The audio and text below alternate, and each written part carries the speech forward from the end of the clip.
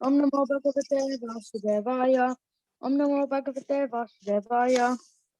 Bhishmajarna Paramukataha Sarvesham Mahishitam Uvacha Bharata Pashyetan Samavetan Kurunati. Prabhuji, I cannot see the English.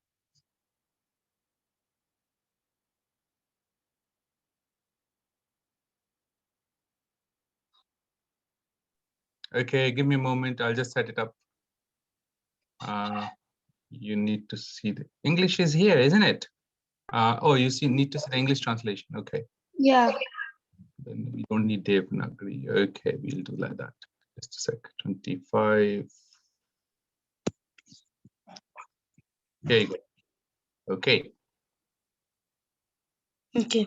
In the presence of Bhishma, Drona, and all the other chieftains of the world, the Lord said, "Just behold, Partha, all the Kurus assemble here." Tatra Pashyatstitan Bhartaha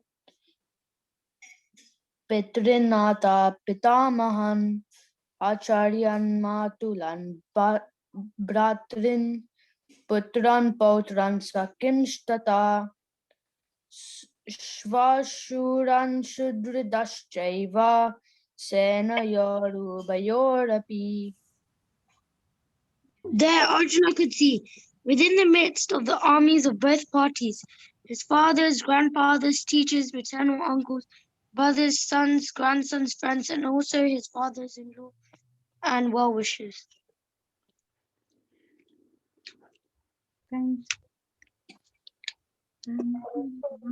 Prabhuji, could you please move up a bit?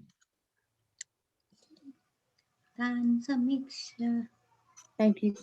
Tan Samiksha Sakunteya Sarvan Bandhu Navastitan Kripaya Paraya Vishto Vishedan Nidam Abravi.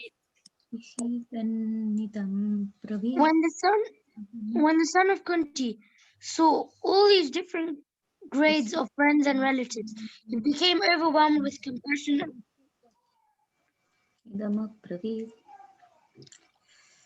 Arjuna Vacha Jistvamam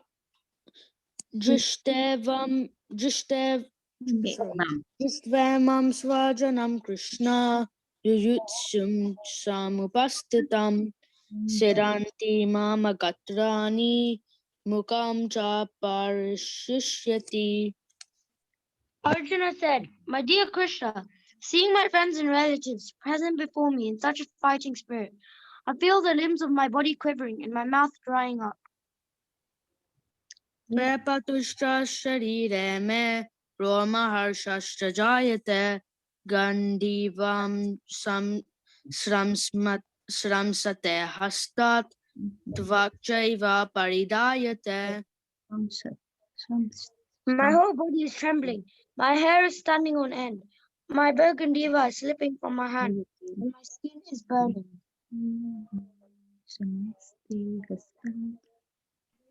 Nacha Shaknomya Vastatum Brahmati Vachame Manaha Nimetani Japashyami Viparitani Keshava.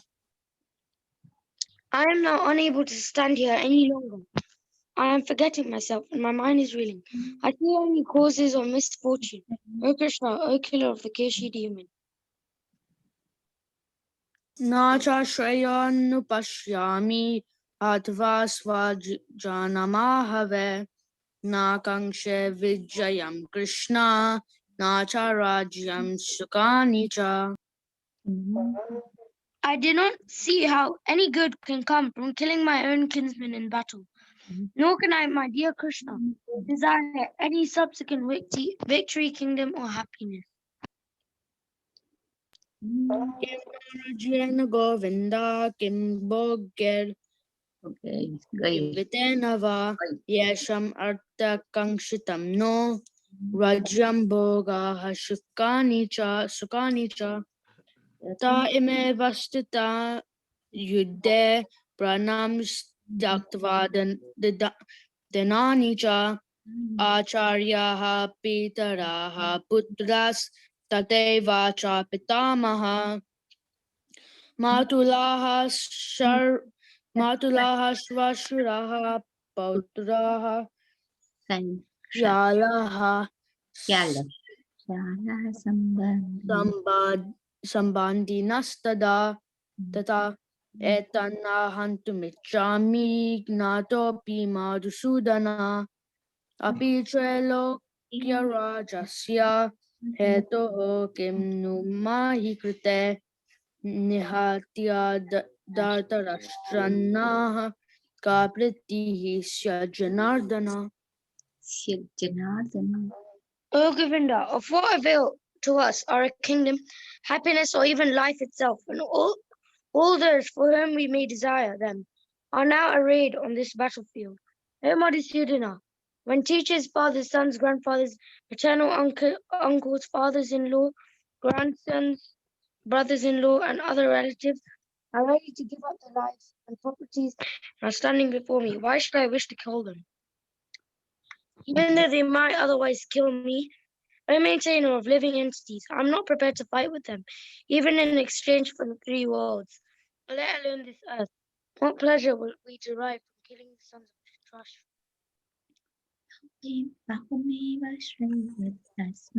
Papam advaitan atayinaha tasmannarha vayam hantum dartarashtran sabannava Suvananikatam hatva shukinam shyama madhava. Sin will overcome us if we slay such aggressors. Therefore, it is not proper for us to kill the sons of Dhritarashtra and our friends. What should we gain, O Krishna, husband of the goddess of fortune? How could we be happy killing our own kinsmen?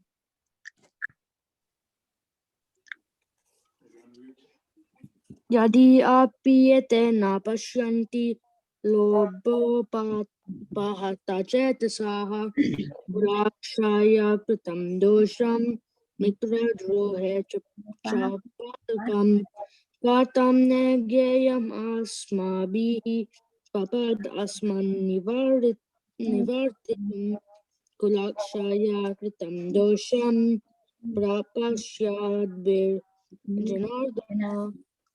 Manu Prabhu, sorry Prabhu, can you just mute everybody because there's still noises coming through, and then Yash and Sridham can unmute themselves from. So I thought somebody's helping children to read. So, okay. Thank you, Prabhu. Okay, I've muted everybody now. O Janardana, although these men, their hearts overtaken by greed, see no fault in killing one's family or quarreling with friends, why should we, who can see the crime in destroying a family, engage in these acts of sin? Kulakshaya pranashyanti kula dharma sanatana dharme nashte kulam kritsnam adharmo bhavaityuta. With the destruction of the dynasty, entire family tradition is vanquished, and thus the rest of the family becomes involved in irreligion. Adharma bhavat krishna pradushyanti kulastriyaha strishu drishtasu varshneya jayate varnasankaraha. When irreligion is prominent in the family, O Krishna, the women of the family become polluted, and from the degradation of womanhood, O descendant of Rishi, comes unwanted progeny. Sankaro narakayeva kulagnanam kulasya cha patanti petaro hi esham lupta pindadaka kriyaha. An increase of unwanted population certainly causes hellish life, both for the family and for those who destroy the family tradition. The ancestors of such corrupt families fall down because the performances for offering them food and water are entirely stopped. Dosheretehi kula gnanam varna shankarakahi utsadyante jati dharmaha kula dharmascha shashvataha. By the evil deeds of those who destroy the family tradition and thus give rise to unwanted children, all kinds of community projects and family welfare activities are devastated. Utsana kula dharmanam manushyanam janardana narake niyatam vaso bhavatiti anushushuma. O Krishna, maintainer of the people, I have heard by disciplic succession that those whose family traditions are destroyed dwell always in hell. Aho bata mahat papam kartum vyavastitavayam yadrajashu kalobena antum swajanam udyataha. Alas, how strange it is that we are preparing to commit greatly sinful acts driven by the desire to enjoy royal happiness. We are intent on killing our own kinsmen. Yadi mam apratikaram ashastram shashrapanayaha dartarashtradranehan yush tanmekshe mataram bhavet. Better for me if the sons of Dhritarashtra, weapons in hand, were to kill me unarmed and resting on the battlefield. Sanjaya vacha evam ukvarjinaha shankye ratopasta upavishat vishrujya sharam japam shoka samvijna manasaha. Sanjaya said, Arjuna, having thus spoken on the battlefield, cast aside his bow and arrows and sat down on the chariot, his mind overwhelmed with grief.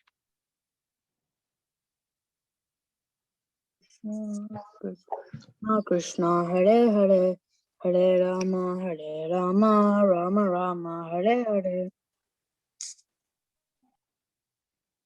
Okay, thank you very much, both Sridham and Yash, for beautiful recitation. Thank you. Thank you, Prabhuji. Okay, thank you. So today we will be studying verse number 26. I'll just share the screen again so that we can read through this verse and then we can.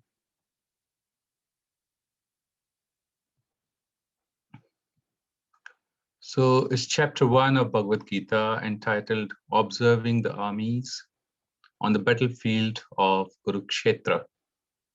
The title itself is actually indicating the main activity that is going to happen in this particular chapter.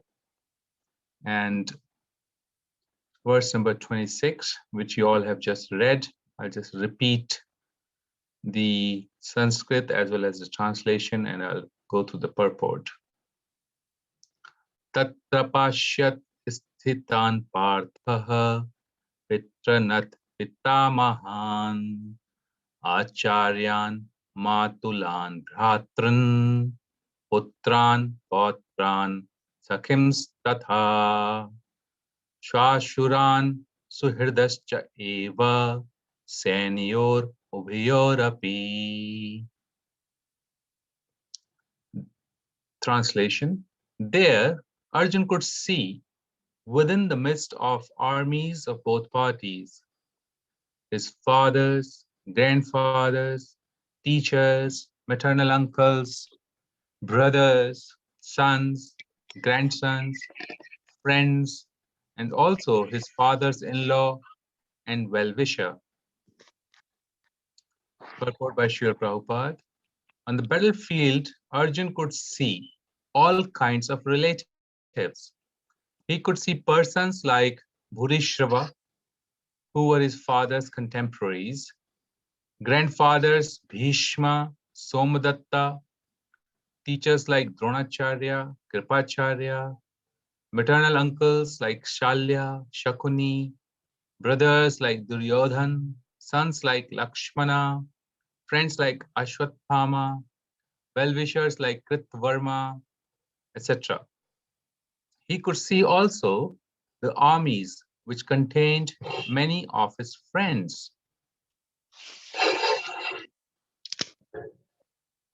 Om Jnanam Timirindasya Jnananjana Chakshurun Militam Yena Tasmai Shri Gurve Namaha Shri Chaitanya Manobhishtam Sthapitam Yena Bhutale Swayam Rupa Kadamayam Dadati Sapadantikam Vandeham Shri Guru Shri Utapada Kamalam Shri Gurum Vaishnavamscha Shri Rupam Sagrajatam Sahagana Raghunathan Vitam Tam Sajivam Sadvaitam Savadutam Parijana Sahitam Shri Krishna Chaitanya Devam Shri Radha Krishna Padam Sahagana Lalita Shri Vishakhan Vitam Stam Sajivam Hey Krishna Karuna Sindhu Dinabandhu Jagatpate Gopesha Gopika Kanta Radha Kanta Namostute Tapta Kanchana Gaurangi Shri Radhe Vrindavaneshwari Vrishabhanu Sute Devi Pranamami Hari Priye Vancha Kalpatarubhyascha Kripa Sindhu Bhaevacha Patitanam Pavnebhyo Vaishnavebhyo Namo Namaha Jai Shri Krishna Chaitanya Prabhu Nityananda Shri Advaita Gadadhar Shivasari Gaura Bhakta Vrinda Hare Krishna Krishna Krishna Hare Hare Hare Ram Ram Ram Hare Hare Tatra Pashyat Stithan Partha. Partha is Arjun and Tatra Pashyat. Afterwards, he could see there, he could see. What did Arjun see? Pitran, which means father, Pitran. Pitra. We do that, Pitralok, fathers. Atha Pita Mahan. So who is Pita Mahan? He is the grandfather. Acharyan. You could see all the teachers, Acharyas. Ma Tulan. Ma means mother, which means uncle from mother's side. Ma Tulan. Bhratran. Brothers. Putran. Potran. Sons of his sons. So grandsons. Sakhims Tatha. Sakhim means friends and others. Swasuran, Swasuran, father-in-law, Suhirdas, Suhirda, Sarva Bhutanam, Krishna says himself as well-wishers. Suhirdas, those who are his well-wishers. Shenyor, Senyor is army, Senyor, Obhayor of both the parties. So now Srila Prabhupada has kindly given some more details that those who are there as a general noun, who are there in person there. And we can see that all kinds of names are here that we are familiar with, most of them. Maybe few of them we are not familiar with. Bhurishrava, Bhishma, Somadatta, and Drona, Kripa. These are all acharyas, and shalyas, and sakunis, etc. So in our last discussion, we were talking about law of characters of Mahabharata and who are these personalities. And it's amazing that the more you read about these personalities, the more you understand that how extraordinary all of them were and how extraordinary were their activities. I was going through Krishna Dharma Prabhu's Mahabharata and some important, significant things that I was coming across, which I'll share in a bit. Meanwhile, we all, when we take birth in these bodies, the relationship with our body that we have expands. with the bodily expansion. So I take birth, I grow up, and then after marriage, we have children, or I have children, and then their children. So that way it's called bodily expansion. Bodily expansion. So all of them are expansions of yours because they are produced out of the mixture of the bodies, two bodies coming together and giving birth. In this way, we all have our uncles, we, of course, mother, father, and then the brothers of the mother, father, and the mother, and all of this whole expansion. And then what is there? What is the common thing between with all of them? Of course, it is attachment. Very, very deep attachment with all of them. Why is that attachment? Because from very childhood, we have been seeing all of them in a very familiar grounds, thinking ourselves to the body and then thinking them to be the body, and that relationship to be the real relationship. And this relationship, some of them are our teachers because they help us to understand about life. Because when you take birth in that particular body, the soul is made to forget everything that it has learned in the previous life. All it brings is a compressed memory, which is a subtle sanskars, the reactions of the activities that you will achieve in this life. So the soul brings a subtle mind along with it, and the subtle intelligence. And then the body is given that, then in that body to act behalf of on that body, one has to learn. It's like driving a car. You may know how the engine works, most of the time they are same, and how the combustion system works, how there is a fuel that goes inside, develops energy, and the whole vehicle moves. But still you have to learn different types of vehicles many times, and then that's the gross part to it. Similarly, a soul is coming with a subtle body. The subtle body is traveling. The mind is, the soul is traveling on the basis of the desire of the mind. If the mind desires something, to fulfill that desire, the soul is trapped and goes along with the desire of the mind to fulfill those desires. It's just like wind captures the smell and takes the smell away along with it. Similarly, a mind which is full of desires takes away the soul to gratify the senses of the next body. And that's how Arjun is right now standing in front of this humongous armies of people. And these armies, this wasn't a war between, let's say, two nations whose natives don't know each other. All they know is their own governments. But this was a war between family members. And these family members were not far distant relatives. They were the family members. And therefore, seeing these great personalities right before him, Arjun is just observing them. He's face to face with Bhishma and Dronacharya. These people told him how to hold the bow and arrow, and he's now going to fight with them. How is he going to fight with them? He's just looking at these personalities, and Ashwathamas and the Kritvarmas, they're all there. And in his heart, we will see soon how Arjun's compassion will come about. Of course, he's a devotee of the Lord. His heart is soft, and his compassion will come about. But that compassion, Krishna rejects that compassion, saying that it's weakness of heart. It's hriday, it's hriday granthis, it's attachments of hearts. It's not something that is coming or born out of the real identity of the soul. This attachment is born out of the relationship of the bodies. And thus, it is a material feeling. It's not spiritual. And Krishna rejects that.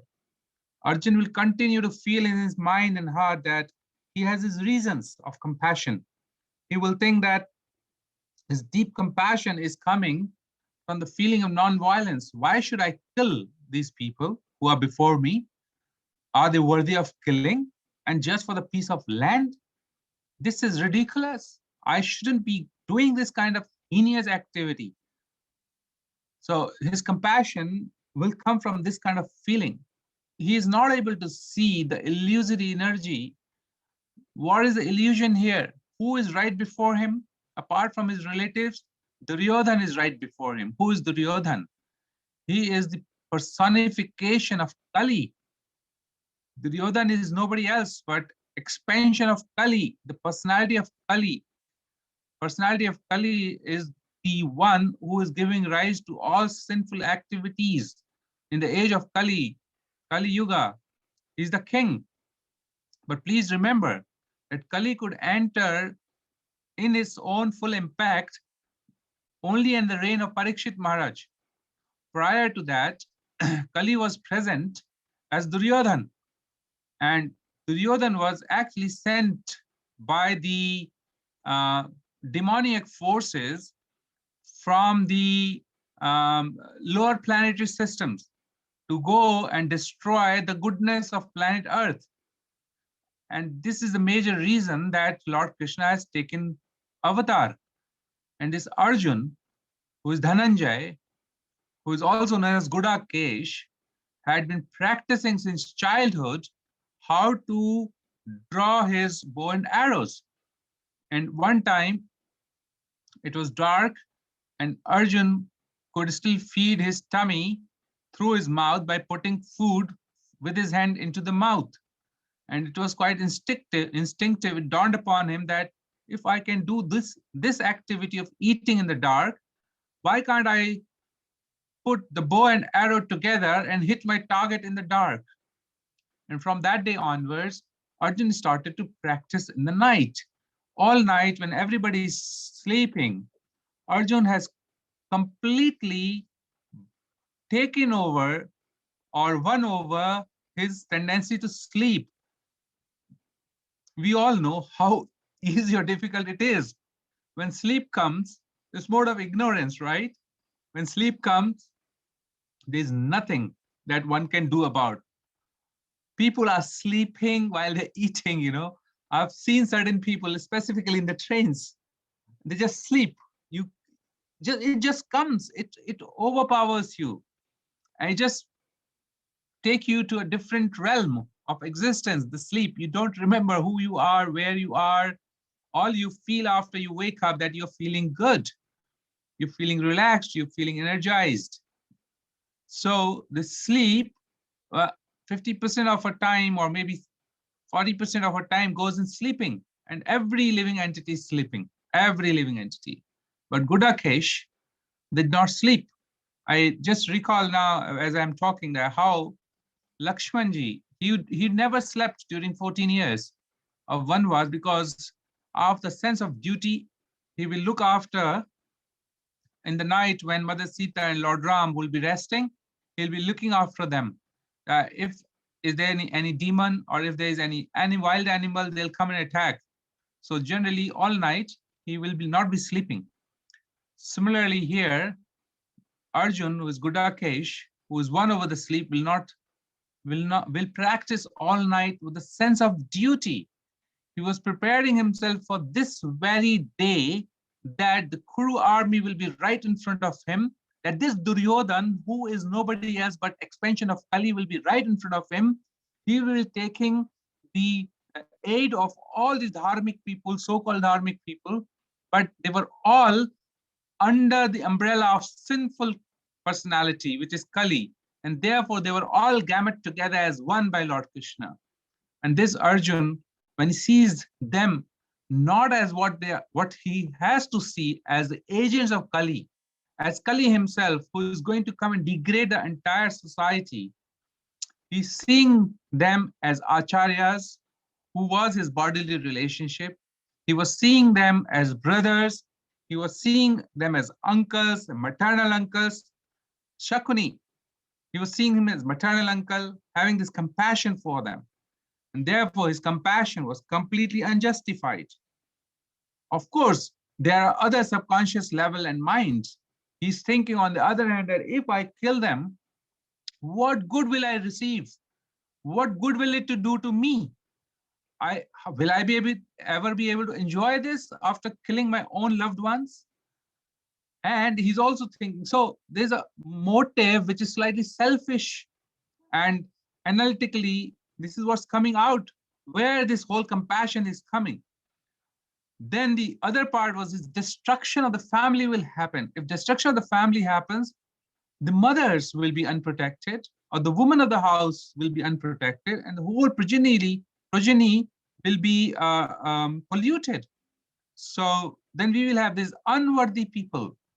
At the time of Garbhadan Sanskar, when the husband seeds the child in the womb of the mother, remembering the Lord, then it gives rise to a God-conscious child.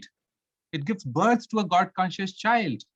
But if there is no husband, all the husbands will be killed in this battlefield. Then the unscrupulous personalities, they will go and pollute the woman, and therefore there will be a polluted progeny, which will completely destroy the society in the future. So he's thinking about this future now. We all do. We all do think about the future. And this future will bring a lot of anxiety, and it will implicate our decisions of the present. Whereas future may not happen ever. And therefore, this whole argument of Arjun within his mind is really perplexing him. He's going to see these people and he's thinking all this. Now, while he's seeing these people, in next few words, we will see how Arjun will surrender. But between now and that verse, he's thinking about this whole scenario of battlefield. He's also thinking, if I kill so many people, he'll get a lot of sinful reaction. Now, we understand that when the gopis were asked to give the dust off their feet, because that is what is the only one medicine that will take away the headache of Lord Krishna. They were not at all apprehensive about it. They didn't consider that the dust of their feet, is something that is undeserving to be applied on the forehead of Lord Krishna. They said, if Krishna says that the dust will cure his headache, take it. The result of this, that I'm giving dust of my feet to Lord Krishna. Result of this, that I can go to hellish planets. If you go to the temple and you start putting the dust of your feet on the head of the deity, what is the result? It's an offense. And knowing that perfectly well, and knowing that so many people have already refused for the dust, they still gave their dust. Similarly, the devotees of Krishna, they don't care about themselves. They only care one thing. They care how Lord Krishna will feel, how Lord Krishna will enjoy, how Lord Krishna will feel happier and better. Am I in the will of Lord Krishna's will? If my will is in accordance with Lord Krishna's will, that's what their thinking is. But unfortunately, knowing well that Krishna is present in the world for a reason, knowing well that Krishna definitely desires to kill them now, knowing well that Krishna tried his level best to bring peace between the two parties, still, when it wasn't, it didn't come to an agreement, Krishna himself decided that there's no other way but war now. Knowing all of that, still, Arjun is bringing his feeling of sinful reaction. I'll get this sinful reaction by destroying the family and by killing his own superiors, who are the acharyas, who are his kinsmen. So that feeling, that fear is there, fear of sinful reaction. We all get this. We get the fear of sinful reaction. If I do this, and therefore we don't do certain activities. So that's a good step, but it's not the best step, because the best step is that I would do what Krishna desires. And for that, there should be no fear. And if one can overcome the feeling of fear, the feeling of any kind of sinful reaction, the feeling that I will not be able to enjoy, many times surrender demands sacrifice. And in a practical life, we all know that after a certain level, we are not able to commit ourselves. We are not able to sacrifice. And that comes out of the fact that now I will not be able to enjoy. I have seen certain devotees when they, or some new people when they come in, when they get to know that in Krishna consciousness, they enjoy it. They really like prasadam, they dance, they have friends. But the moment they get a little serious and get into the inner circle, they realize that, oh, now you can't eat. Eating animal is not permitted, or illicit sex is not something that is desirable, or so many things have to be perhaps given away. Sometimes they shy away and they leave the path of Krishna consciousness. Why? Because there's a fear that I will not be able to enjoy now. I will not be able to enjoy the senses. And then if something comes in the way of my enjoyment, then definitely that should be given away. That's the general mentality. So, of course, Arjun is very advanced devotee, and he's coming to this point only for the reason that Krishna gets an excuse now to speak the greatest of the knowledge to all the general public, to all of us. Not just Arjun is just a medium. And Arjun is very indecisive at this point in time. He's thinking that the kingdom, which is right now flourishing under Duryodhana's rule, why should I fight for it? The job is being done. The kingdom is being looked after. The citizens are okay. Why should I be responsible to kill millions of people and just kill them to enthrone him and his family? So this kind of soft-heartedness and compassion, which is very logical looking, is quite natural in that moment in time. But we'll see that how Krishna refutes all of these arguments of Arjun from a very different perspective. And that's what Krishna consciousness is about.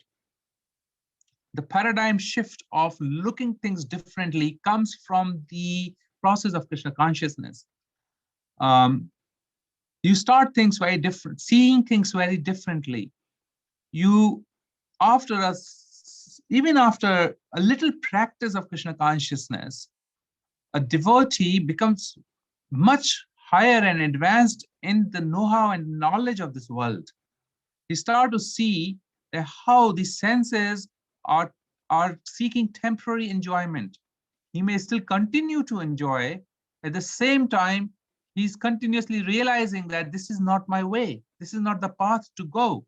There is more than this temporary. There's more than that. There is a permanent abode that we can perhaps aim for. And we see how gradually the process of Krishna consciousness is so purifying, and in due course of time, the process itself takes away the unwanted desires in the heart, and the weakness of the heart goes away. Weakness of the heart, that feeling of attachment transforms into the feeling of duty. One starts to see that if I'm a grahastha, then my wife is somebody that Lord has sent to help me in my devotional service, to help her through me in her devotional service. He starts to see that how the children who are sent or who are the part of this family are actually the part of the family of Krishna. Krishna has sent these souls under my direction. And therefore, how do I personally now facilitate the Krishna consciousness? Not facilitate how he will become a banker, how he will become a Nobel laureate. Those are all side things. What is the main thing? The goal of the life is to achieve Krishna Prem. How do I facilitate our children or my children into Krishna consciousness?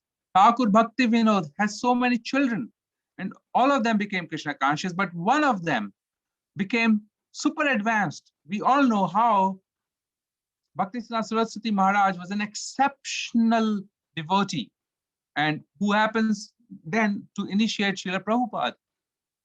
If Srila Bhaktivinoda Thakur did not make an attempt to ensure that Bhaktisiddhanta Saraswati Maharaj becomes what he was, we would have not got Krishna consciousness in our hands. And to this day, we can be indebted to eternity to Bhaktivinoda Thakur for being a Krishna conscious devotee, first class Krishna conscious advanced devotee who could bring such personalities on the planet. And that is responsibility of a grihastha, not feeling attached and thinking that, oh, not depending upon the Lord and thinking that, oh, what will happen to their future? Now, when the present gets dictated by the future, it brings anxieties and decisions are made in mode of passion, in mode of ignorance. But when the present is dictated by the sense of duty, then the decisions are made in mode of goodness.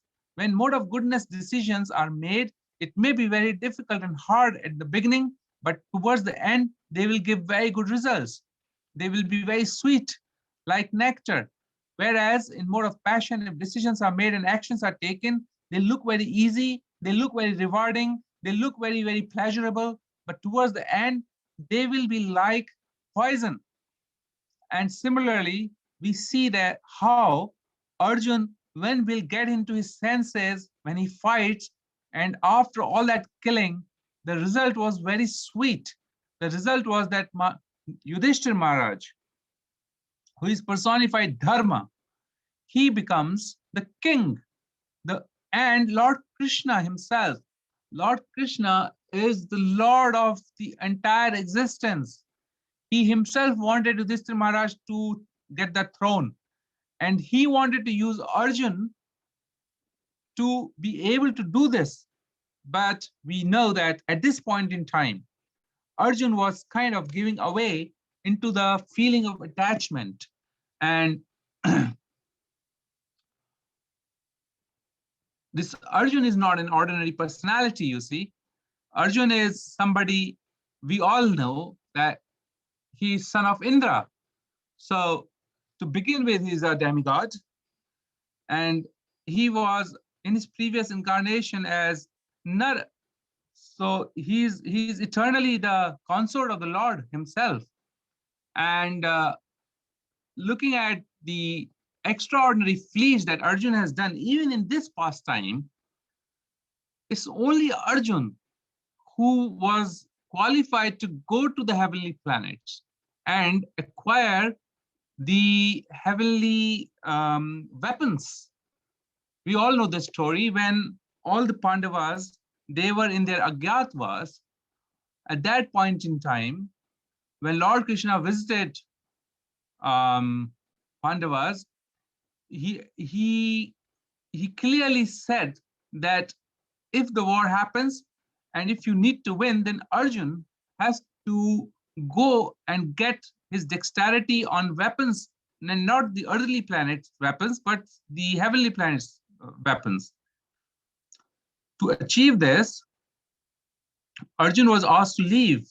And there was a point in time, there was a certain time that Arjun was not present on the planet Earth. And where was he at that point in time? So Arjun went to the Himalayas when all the Pandavas, they were in central of India.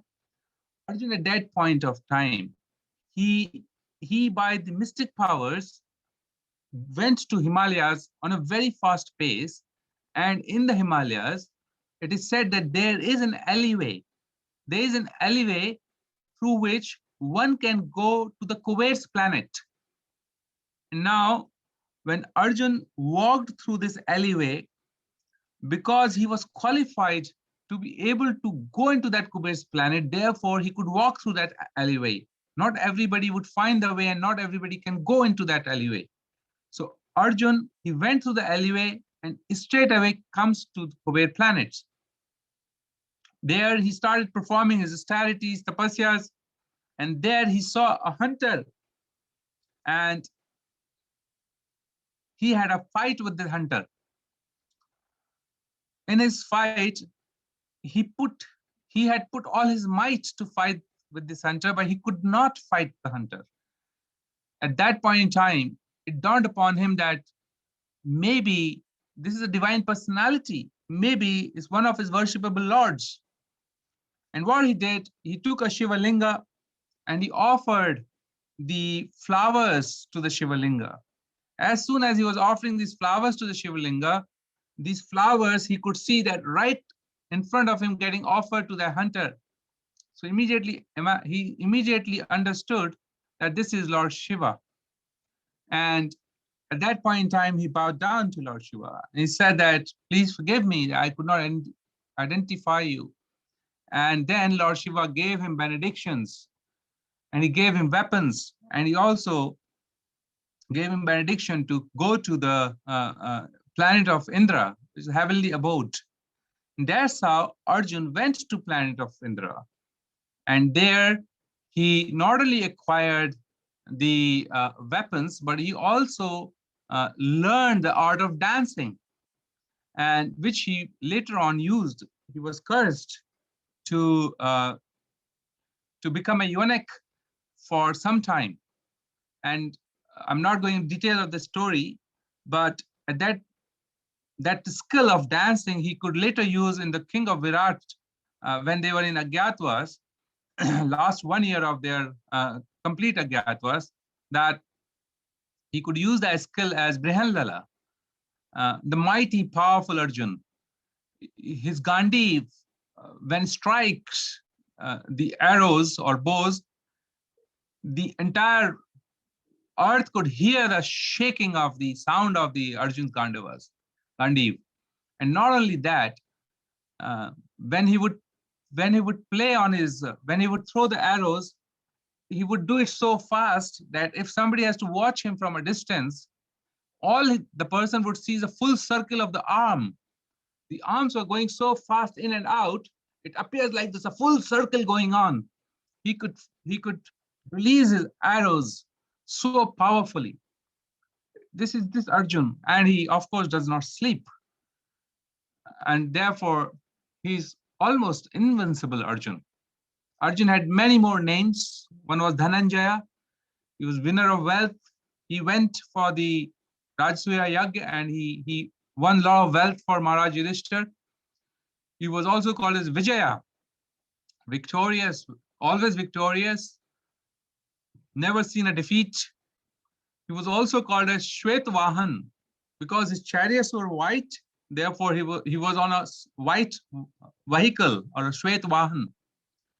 He was also known by the name Falgun because he was born under this auspicious star known as Falgun. He was known by the name of Bhibatsu.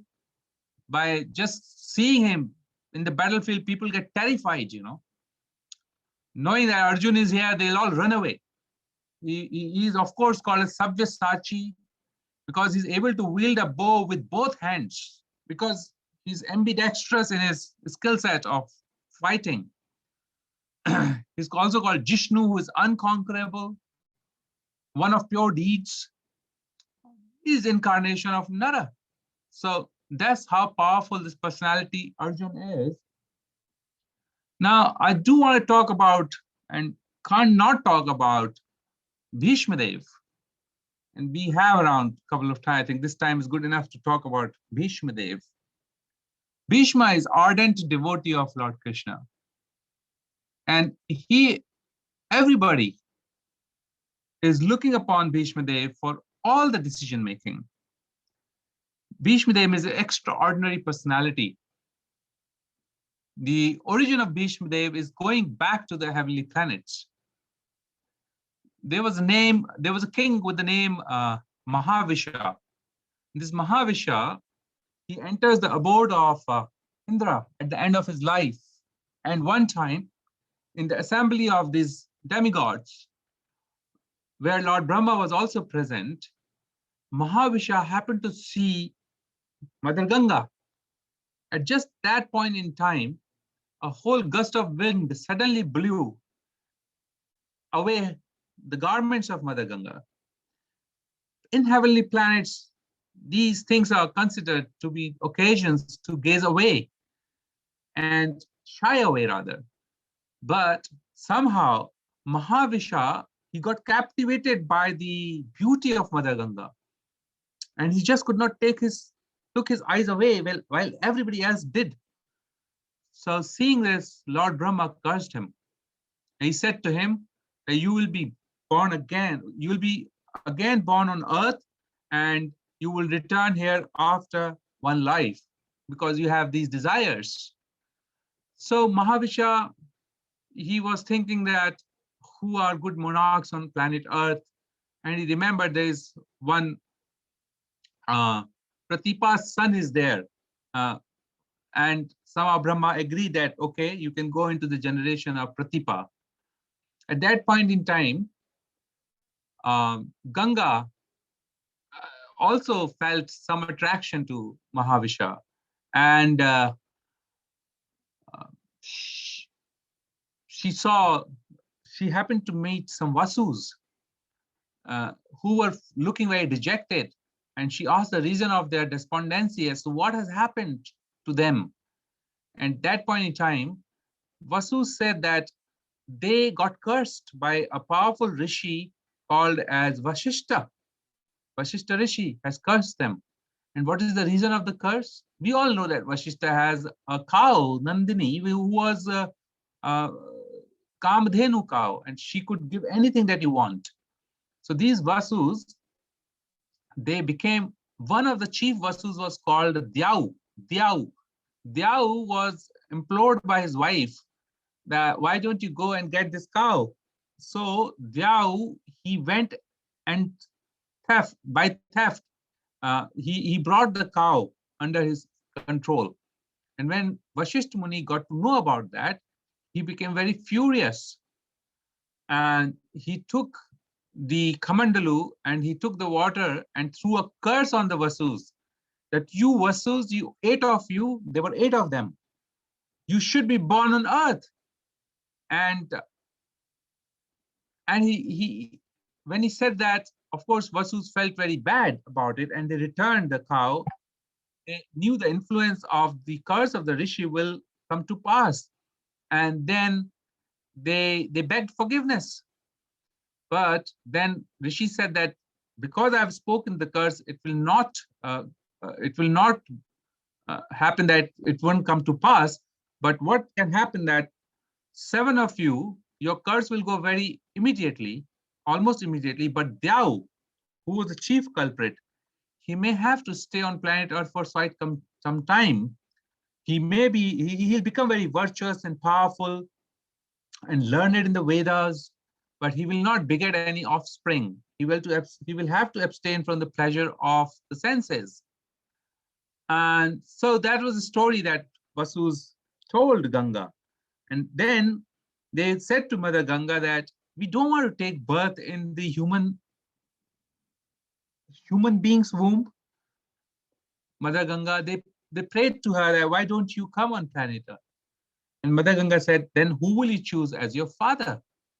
And they said that we have been already told that there'll be somebody called as Shantanu, who will be the son of a king called as Pratipa, and he will be our father. And immediately, Ganga was very delighted because she understood that Mahavisha, who was just cursed by Lord Brahma, will appear as Shantanu on the planet Earth. So this way, in due course, the Vasus fell from heaven and Mother Ganga left for Earth.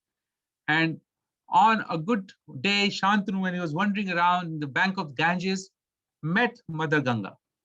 And struck by her beauty, he, of course, proposed marriage, and they were then married into this monarchy. And Mother Ganga became the part of a family of Shantanu. And at the time when she committed herself to marriage, she took promises from Shantanu that you will never interfere in my decisions. And if you do that, I will have to then leave you. And one after other, when the children were getting born, Ganga would take this child as a newborn child and just go and cast him into the water. And this way,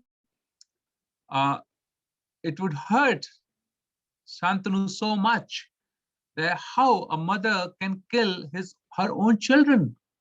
That's very unheard of. Nobody does that. No creature does that. You will kill your own child.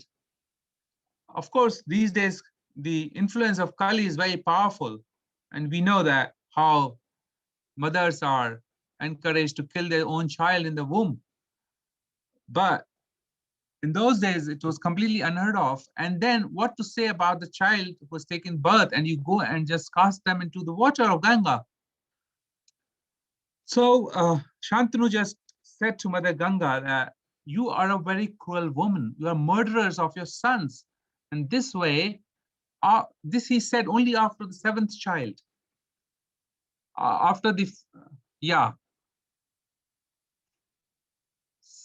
As she was about to drown the eighth child, Shantanu just couldn't stop. And that point in time, Ganga stopped by the riverbank and she turned towards Shantanu and he said that, as you desire a child, I will not kill this one. O king, you take this child and raise him as your son. He'll doubtlessly bring glory to your line.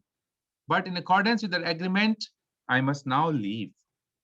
And that point in time, Mother Ganga, she took the child who was the Vasudhyau with her, and then the Vasudhyau, who later becomes Bhishma Dev,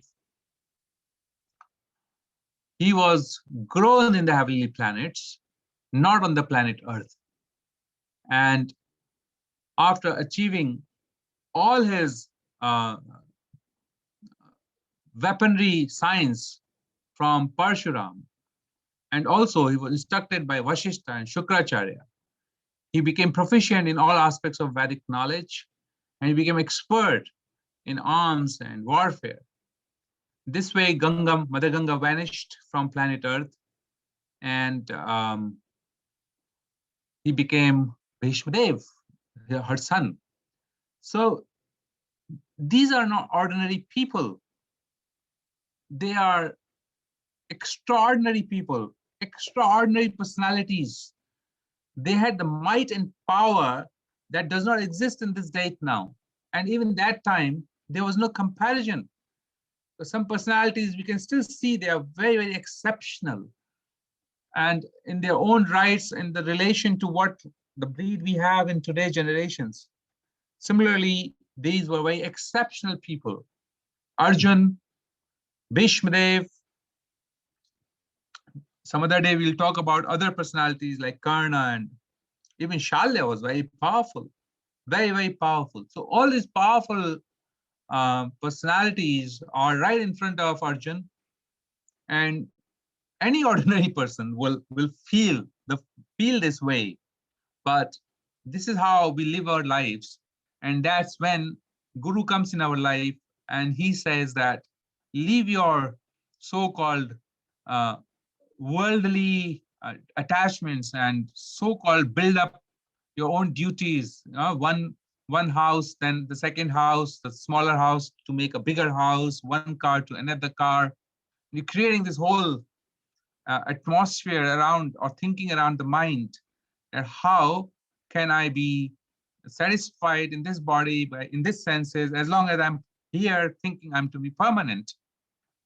Yesterday, I had a very beautiful experience in my own room. One of the honeybee comes into my room day before yesterday. She comes into my room from a window. It was quite hot here. And she comes and sits just by my side. As she was coming in, I was thinking, oh my God, if she just stings me, I'll have it. I will have my day. So I just got up and sat on the sofa on the side. And this honeybee just lands on the carpet and sits on the carpet. I said, okay, I felt very inspired to chant at that time. I don't know why I was wanting to take a break, and I just chanted a few rounds very, very intensely. And I was really meditating upon the sound vibration. I was loudly chanting. Of course, minds are always disturbed, so mind is going everywhere. And in between, I'll open my eyes and look at the honeybee. She was still sitting there. After 2 rounds, still there. After 4 rounds, still there. At that point in time, I said, I really need to sit there and work. So I came very close to honeybee. She wouldn't move. I thought maybe I can trap it in a glass and then somehow throw it away outside in the window in the open. So as soon as I brought the glass over the honeybee, I realized that honeybee didn't move. Then I touched from the interior surface of the glass a little bit to honeybee so that she moves. She didn't move. And I realized that she left her body. I was shocked. I felt, really? This honeybee, a moment before, she was perfectly healthy. She was in full consciousness and she was flying and humming. And I felt she'll sting me, but she's just left her body. No warning given, no family, no relatives, nobody to cry about, no lamentation, no pain. She just came, sat, and she just came and sat to leave her body.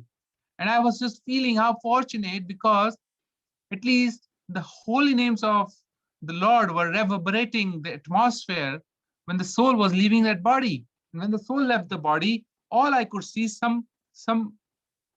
a little body lying there, who was artistically created to fly in the air so nicely. So I felt and realized that this is life. It will happen to all of us.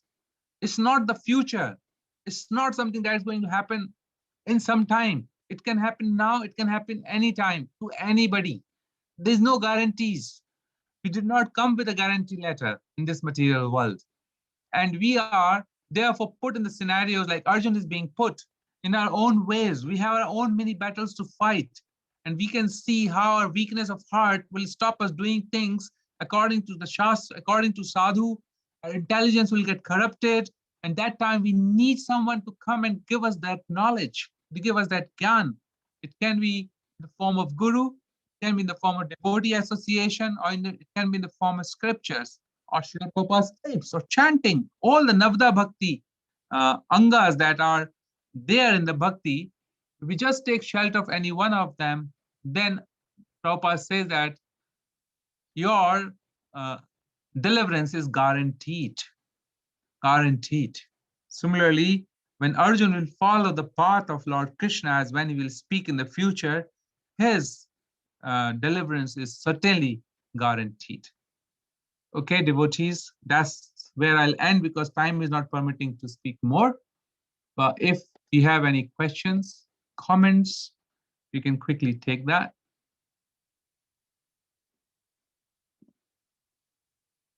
Really wonderful class, Prabhuji. Thank you so much. Thank you, Mataji.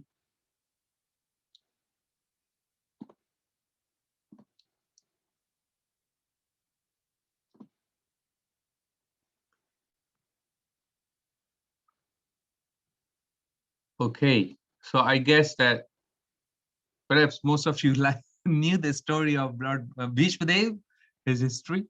We all have seen Mahabharata many times, and it's quite mesmerizing. The entire history of Mahabharata characters. We'll touch upon these characters whenever we get opportunity to know who are these people, the wonderful devotees of the Lord.